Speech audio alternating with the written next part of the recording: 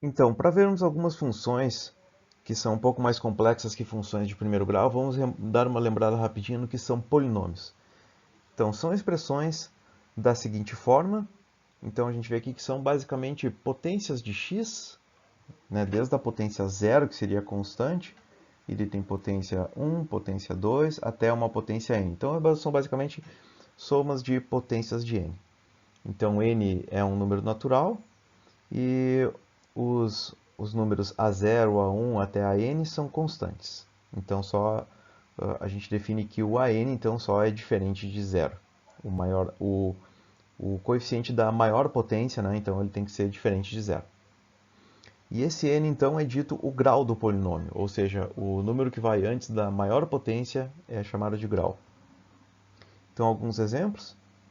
2x menos 1 seria um polinômio do primeiro grau, então as funções de primeiro grau também são são funções polinomiais. 2x ao quadrado menos 4x mais 3 seria a função de segundo grau, porque aqui o coeficiente 2 é o maior. Aqui no primeiro grau seria o coeficiente 1, que é o maior, né? E x menos x ao cubo, então aqui seria do terceiro grau, porque, bom, ele só não está escrito aqui na ordem usual, né? Mas ainda está aqui, o maior expoente é o 3. E aqui tem um polinômio maior que seria um polinômio de quinto grau. As funções polinomiais, então, são aquelas cuja fórmula é um polinômio. Então, para alguns dos polinômios que a gente viu ali no slide anterior, tem aqui feito o gráfico delas no GeoGebra. Então, vocês notem que agora as fórmulas se tornam um pouquinho mais complicadas. Tem ali o exemplo da reta, que a gente já viu na função de primeiro grau, mas tem também uma parábola, que é familiar do ensino médio, e tem também aqui uma função ali de quinto grau, que já tem uma forma um pouquinho mais complicada. Então vamos começar pelas funções polinomiais mais simples, fora as de primeiro grau, que são as funções de segundo grau. Então essas têm essa fórmula aqui. Então a gente vai usar os coeficientes como sendo a, b e c, com a diferente de zero. E aqui o gráfico é sempre uma parábola. E aqui tem alguns exemplos. E o que a gente pode dizer dos coeficientes? Então, o sinal de a do valor que vai ali junto ao x ao quadrado dá a orientação da parábola. Então, se o a for maior que zero, a parábola ela é dita voltada para cima. Então, no caso aqui da f de x, a gente tem aqui o coeficiente aqui é 1. Então, aqui no caso é maior que zero. Então, essa parábola aqui ela é voltada para cima. Ela é a concavidade, né? Essa aqui, como por assim dizer, o buraco dela é voltado para cima. E a segunda função, então ela também não está aqui na ordem usual, né? Então o coeficiente do x ao quadrado é menos 2, então ele é negativo, então a parábola é voltada para baixo. O sinal de AB, ou seja, o produto dos dois coeficientes, ele dá a posição horizontal do vértice da parábola. O vértice é esse ponto aqui que é de certa forma na ponta da parábola, aqui ou aqui. E então, se AB for maior que zero, a gente pode pensar que isso é se os dois tiverem o mesmo sinal, né? Se A e B tiverem o mesmo sinal, então o vértice vai estar à esquerda do eixo y, como é o caso da função f de x aqui. Então está aqui o, o, o vértice está aqui à esquerda do eixo y, porque A é 1 e B é 3, eles têm o mesmo sinal. E se o B for nulo, ou seja, se o B for nulo, claramente AB também vai ser nulo, né? Então ela ficaria exatamente sobre o eixo x. E se for à direita, isso é quando AB for menor que zero, ou seja, se eles têm o sinal oposto, né? Para daí dar o produto negativo. Então no caso da segunda função ali, a gente tem que A é menos 2, como a gente viu, e B é 2, então eles têm sinal oposto. Então com isso o vértice fica aqui à direita do eixo y. O coeficiente c indica como, na verdade em qualquer polinômio é isso, e como na função de primeiro grau, ele indica justamente o ponto onde a função cruza o eixo y.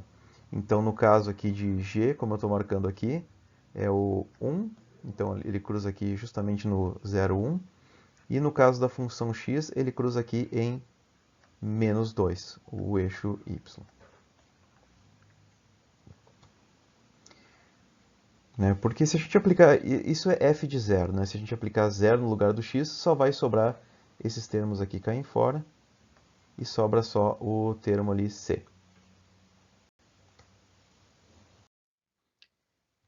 A função de segundo grau, conforme o sinal de a, ela pode possuir um mínimo ou então um máximo.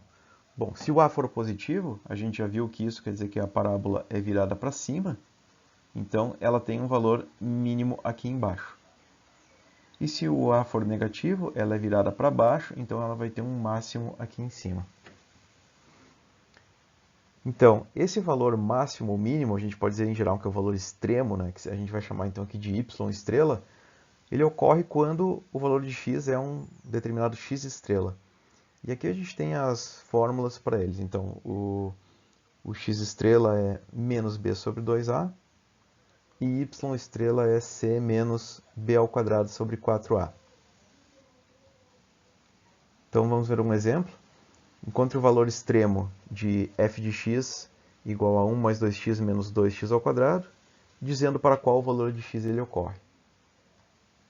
Então, a primeira coisa que a gente vai ver é qual é que é o sinal de a. Então, o valor de a, lembrando que é o valor que fica grudado no x ao quadrado, por assim dizer. Né? Então, ele é menos 2, é menor que zero. Então, tem um máximo, seguindo bem esse desenho aqui.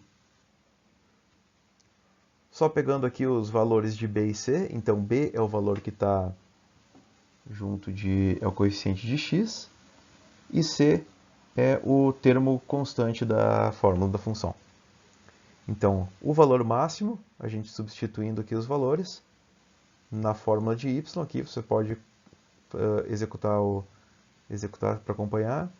Esse valor aqui vai dar 1,5. Substituir aqui os valores de c, b e a. E o valor de x, onde esse máximo ocorre, é, então, seguindo aquela primeira fórmula. Então, aqui eu substituí também, então esse valor é 0,5. Isso aqui pode ser feito facilmente também no GeoGebra, colocando a fórmula da função.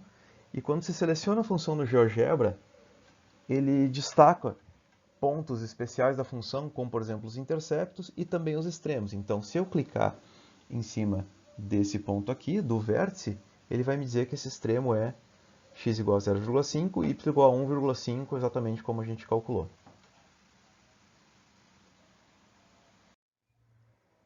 Então, quanto às raízes da função de segundo grau, isso é determinado por essa quantidade que a gente chama de delta, né? Não confundir com aquele delta da notação da variação, né? Isso aqui é um nome especial que se dá a uma quantidade. Essa quantidade b ao quadrado menos 4ac. E se esse valor for maior que zero, a gente tem duas raízes distintas. Se ele for igual a zero, a gente tem só uma raiz. E se for negativo, a gente não tem nenhuma raiz.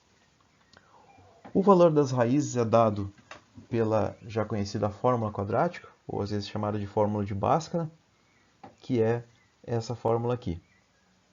Então é menos b, mais ou menos, lembrando que mais ou menos se calcula para mais e se calcula para menos, raiz de delta sobre 2a. Aqui por essa fórmula a gente consegue ver por que a gente faz essa distinção aqui justamente das duas raízes, uma raiz e nenhuma raiz. Porque se a gente tiver o delta positivo, então esse valor na fórmula vai dar um valor para mais e um valor para menos.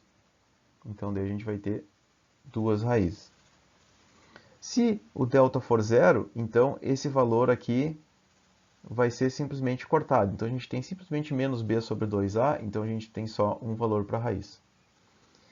E se o delta for negativo, a gente vai ter uma coisa que é a raiz de um número negativo, que pelo menos aqui nos números reais, onde a gente está trabalhando, não existe.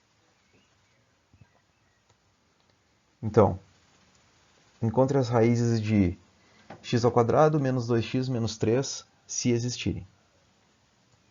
Então, vamos primeiro coletar os coeficientes. Então, a é 1, né, porque não tem nada aqui multiplicando o x ao quadrado, né? Então aqui tem um 1 implícito ali.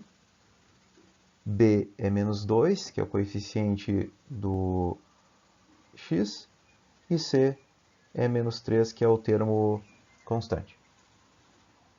Então, primeiro a gente calcula o delta, e fazendo uma pequena aritmética aqui, a gente vê que o delta dá 16, que é positivo. Então, se delta é positivo, então a gente tem duas raízes. Aplicando aqui na fórmula quadrática, então vamos fazer primeiro aqui utilizando o mais aqui na fórmula. Então a gente faz uma pequena aritmética e descobre que o valor aqui é 3. E trocando só o mais pelo menos e fazendo a conta, a gente descobre também que a outra raiz é menos 1. Isso também pode ser feito facilmente no GeoGebra, se digitando a função e selecionando agora aqueles pontos onde o gráfico cruza o eixo x. Então no caso aqui, está aparecendo aqui a raiz menos 1, 0. E aqui dá para ver também fácil que tem a outra raiz, que é 3, 0, que foi a outra que a gente calculou. Então vamos dar uma olhada em algumas funções polinomiais de grau mais alto. Então, se o grau é n, então uma função polinomial pode ter até n raízes. E elas podem possuir, diferente das funções de segundo grau, pode possuir vários extremos locais e às vezes também extremos globais. O que isso quer dizer? Olhando, por exemplo, aqui para essa função, essa primeira função aqui, a gente vê que esse ponto aqui, por exemplo, ele é um ponto onde o valor de y ele é maior do que qualquer outro na vizinhança. Então a gente chama esse cara aqui, a gente chama ele de um máximo local. Mas ele não é um máximo global, porque para ser um máximo global ele teria que ser maior do que qualquer outro valor da função. E no caso aqui não tem um máximo global, porque a função aqui depois, ó, ela cresce indefinidamente. Então não tem um máximo global, assim como não tem um mínimo global também. Mas tem um mínimo local aqui.